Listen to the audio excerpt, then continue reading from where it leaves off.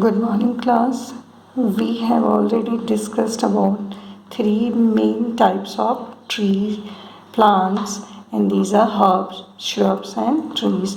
And we have also discussed about the examples of herbs and shrubs. And as I told you that in this class we are going to discuss about two other type of the plants. Those are creepers and climbers. Got it? So as the name suggests, creeper is creeping on the ground. Creeping means student रेंगना. So it is creeping on the ground, and climbers are climbing on some any stay. Let me explain here.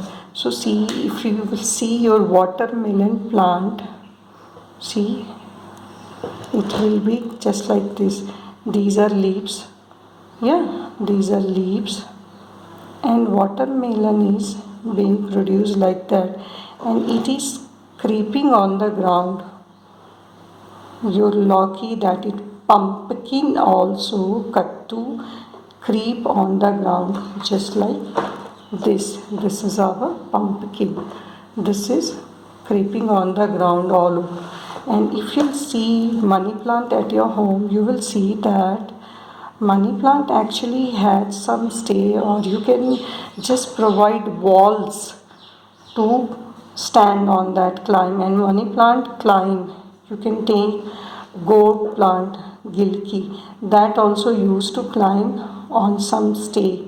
So see, this is money plant, and if you'll see that money plant climbs on some other stay. So these types of the plant which climb on other help are known as climber, and these types of the plant which just goes all around the land, creep on the land, and grows and bear fruits are known as creepers. These are the examples. This is climber and this is creeper. This is climber and creeper. Now you have understand this very well.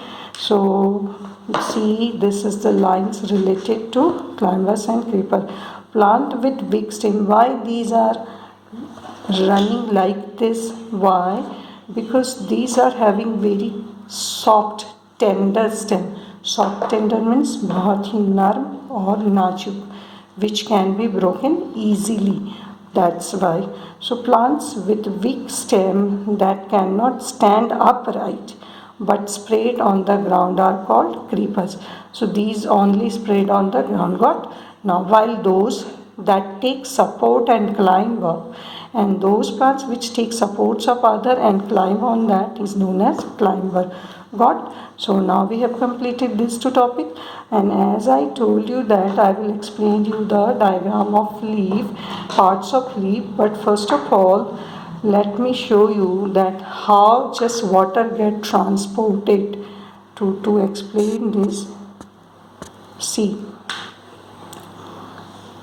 if you are cutting, otherwise this is your plant in this pot, got, and this is having its branches, whatever flower, this is rose plant. Yeah, you are giving water here in the soil, but water reaches to all around the plant, to all parts of the plant. Got it? How this is possible? If you are not providing water to this will be faded, ये मुरझा जाएगा, ऐसा लटक जाएगा. But when you will provide water to this, it will again be fresh like this, stand up. So why? It is getting this water, but how water provided here can reach here?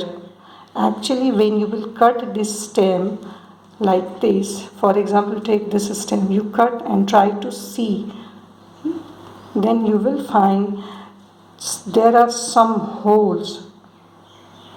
See, like this. This is diagram of bisected stem. Got? It is having some holes like this, and this holes is actually providing, this is having some tubes, xylem tubes, known as xylem tubes. Got it? And these tubes are absorbing water and sending upright. providing water to the upper portion. Got? So let me show here also. This activity is done to understand how water from here can be transported to all around the portion of the plant. Now this is the activity where it is shown that when we cut, then we find these types of the small holes, pores present in the stem, and this is very enlarged diagram. You can't see this by your naked eye. Got it? So this is enlarged view of that stem and this stem, and I should also show you the enlarged view. See, this is enlarged view of that stem. Got? So it is having some pores, and these pores are all actually absorbing the water and sending it to all around the plant. Got? Now come to the parts of leaf. So leaf is generally having this much part. You see, this is a leaf and this one is the, simply you say this one is the handle stem of the leaf. But now we are going to find original, let me draw different way. Now we are going to find the original names of these parts. So this is having a middle line just like our rib cage. Yeah, this is middle line, and this one is the, and this is boundary, border. Yeah, and this is some thinner lines presents as our veins. Yeah, which our veins and arteries actually transport blood. Got? This is leaf. So the boundary outer part is its lamina. This portion is lamina, and here where the stem is, this is the beginning of stem, and where the stem is joining to the leaf, this portion is known as petiole. This is petiole, Petiole. So now lamina, petiole, stem. And what about this? This middle portion, just like our rib cage is, its middle rib cage, just like our rib cage. Yeah, this is its midrib. And what are those? I have already told, these are same as our veins. So these are small lines are veins. Yeah, these are veins. So these are the main parts of leaf: midrib, veins, lamina, petiole, and stem is not part of leaf. Yeah, this is the portion from where this leaf is joined to the plant. Yeah, so these 1, 2, 3, 4 are the main parts of leaf, and you will have to memorize this with the diagram. It may come in the examination. This is parts of leaf. Got it? You just draw parts, a very good beautiful leaf, and you just label all these parts. All these parts means midrib, middle line, smaller line veins, then boundary is lamina, and petiole is the portion where it is joined to the stem. Got it? Now these types of the leaves you have seen. This leaf is, people leaf is actually these types of the leaf, and you will see grass, you will see sugarcane leaves, you will see rice leaf, wheat leaves, you will see maize leaf, maize yani makka leaf. These are having these types of the veins. This is having reticulate vein, but you see, let me draw, this is a sugarcane leaf, you just take. So this is having its veins like this, parallelly, vertical parallel. Yeah, so these types of the venation, this is veins, and this is process of veins, that is, it is known as venation. This type of the venation where the veins are reticulate, it is known as reticulate venation. This is known as reticulate venation.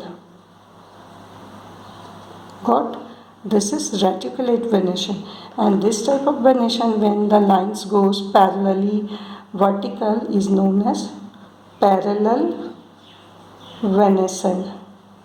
So simply, leaves are of two types. First one is reticulate venation and second one is parallel venation. This is reticulate venation and this is parallel venation. So if I'll give you homework to draw two different types of the leaves, show parallel venation and reticulate venation, you will draw this type of leaf for parallel venation and label here parallel venation. Venation means veins, and you will draw this leaf here to show these are reticulate venation and label here reticulate, CRECTUCULATE.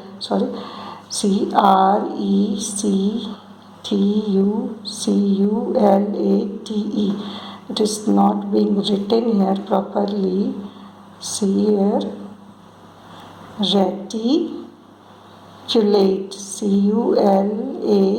I am habituated to give line here, so that's why I am putting line in L also, but it is only reticulate, RETICULATE. Now you will memorize the spelling of reticulate venation. It's simple. So this is parallel venation, this is reticulate venation. Simply we are finding two main types of the leaves, and parts of leaves I have already explained in this. So whenever you will get question to write all parts of leaf, you will draw this leaf. And in the next class we will discuss about photosynthesis and most important thing, transpiration.